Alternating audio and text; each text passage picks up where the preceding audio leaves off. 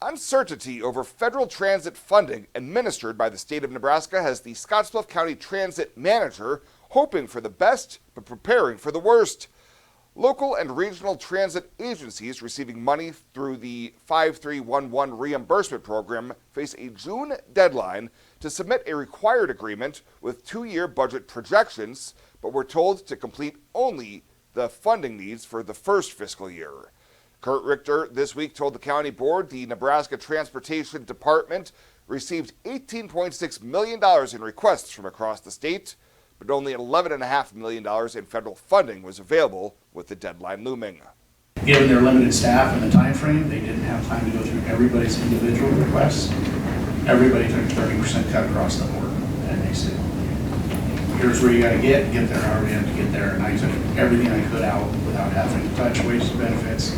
And that's what they told me I needed to do to get to that number so they could get an agreement in place. Because without the agreement in place, we don't get any reimbursement starting July 1. So we have to have this agreement in place to start submitting invoices for next fiscal year.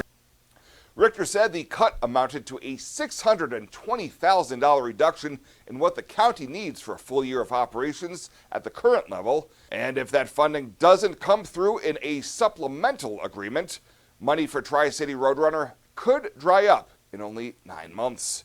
He said that's an issue, as overall Roadrunner ridership is up 20% over the past year, and he had been making plans for expanding curb-to-curb demand response services to match the hours of fixed route service.